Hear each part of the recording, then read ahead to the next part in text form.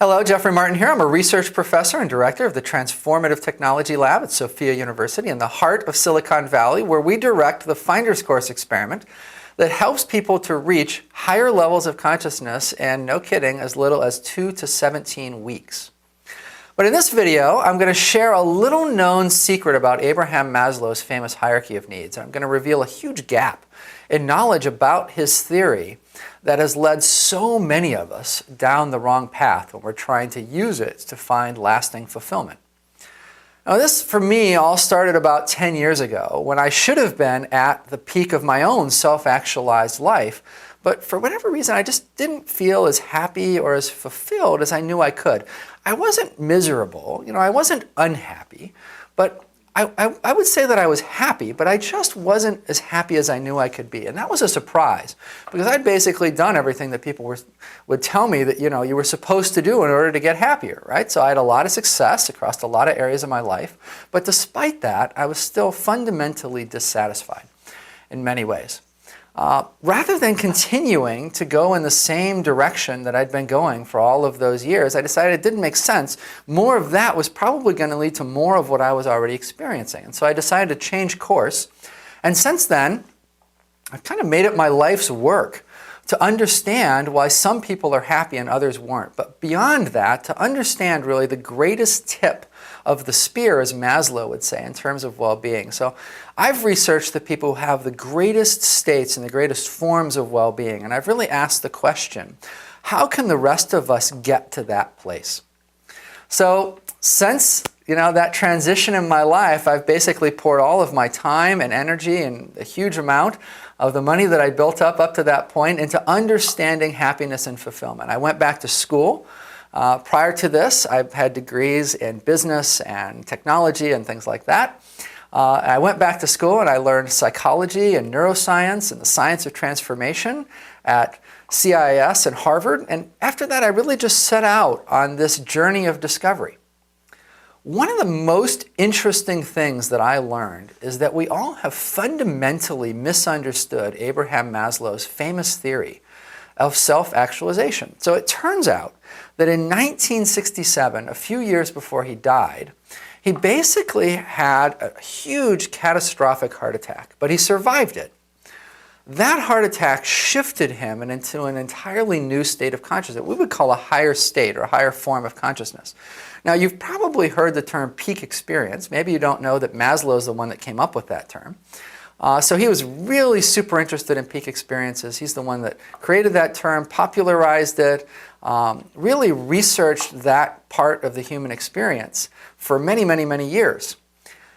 This experience he called the high plateau. And if you think about it, that makes a lot of sense because he had sort of the mountain metaphor going on with the peak experience, right? And so what else exists in the mountains that's not just a single point in time, but is actually a lasting thing, and that's a high plateau. So he called this the high plateau experience. If you want to look up our work on it, our academic term for it is persistent non-symbolic experience. That's kind of a mouthful, so we're going to call it things like fundamental well-being.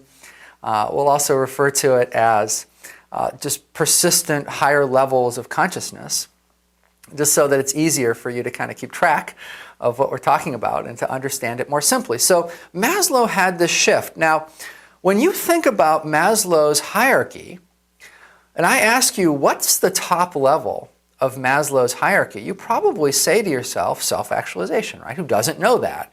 We Google right now, Maslow's hierarchy of needs. You're going to come up with all kinds of graphics that have self-actualization at the very top. But in his later years, he revised that, and he added a new level, and that level was called self-transcendence. So that's interesting, right? Because that makes the second highest level self-actualization. So for all of us, for all of these years that have been trying to self-actualize as much as we possibly can, and self-actualize really kind of means become the most, the highest potential individual that you can, Maslow defined a new level that he put above that, and he called it self-transcendence. So on the second to highest level, you're basically becoming the best individual you can. On the third level, on the level above that, you're transcending that. That's a huge sort of shift in worldview for a lot of people, but I don't think it should be surprising. Because if you think about self-actualization, one of the things that characterized it for many people were having these brief glimpses beyond the self. That's exactly what a peak experience was.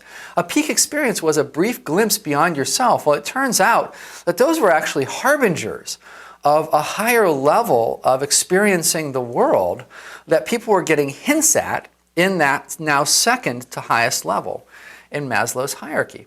So that was a big, huge change. And in many ways, Maslow's work foreshadowed our own work by many, many decades. He died in 1970, and between 1967 and 1970, he really was not able, he just didn't have the physical stamina after that heart attack to get his revised theory out there into the world, even though he was arguably the world's most famous psychologist at that time, head of the research society for psychologists and all kinds of stuff like that. Still, it was just, a little too frail, basically, to get it out there. But he was exploring it, and his journals show that he was exploring it with, as much gusto as he could come up with. So the interesting thing about our work is that for the last 10 years, we've basically been working in this space, really continuing where Maslow left off. So we've talked to thousands of people who experienced this all around the world. We've literally been to 6 continents conducting this research. And thousands of people who purport to experience this highest level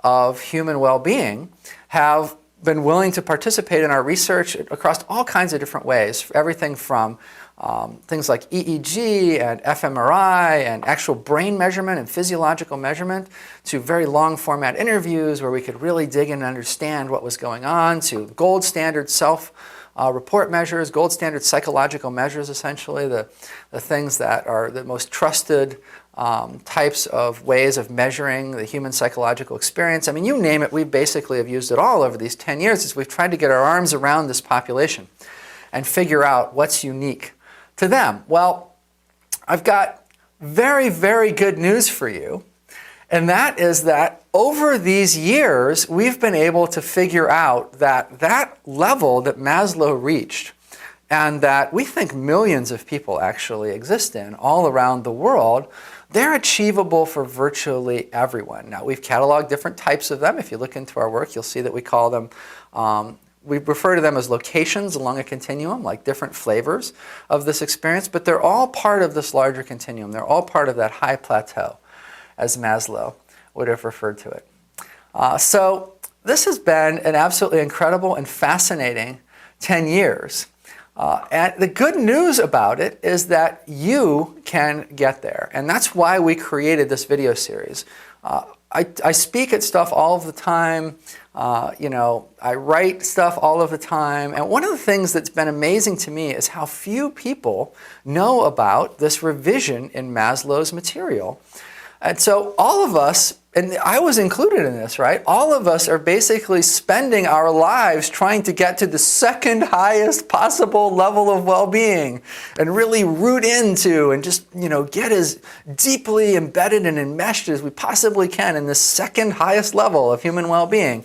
And if you think about that, that's kind of crazy, right? Like, who in the world wants to be in the second highest level of well-being when you can be in the top level of well-being? So that's what we've been working on.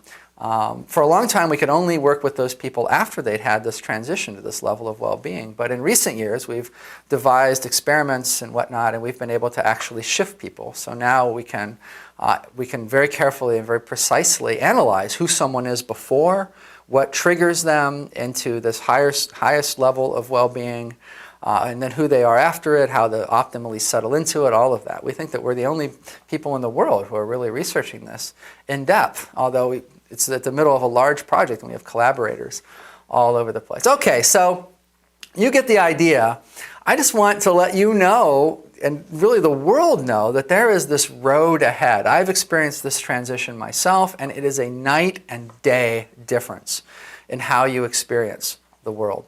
You can experience it as well. And that's what this video series is about. So in this next video, in this series, my colleague Nicole Bradford is going to help you understand one important but little known aspect of why most people fail to move up to these higher levels of consciousness, despite years of the absolute best effort and really trying their heart out. And she's going to cover how you can get there, both safely, which is very important, but also rapidly and quite reliably. So you can experience a rapid personal transformation to these persistent higher levels of well-being and happiness, what we call higher levels of consciousness. And you can do it with less time, a lot less effort than you ever imagined possible. This is one of the great findings from all of our research. And I think when you see it, you'll be like, duh, of course that makes total sense. But it's just not one of those things that's commonly out there. So thank you very much, and we'll see you in the next video.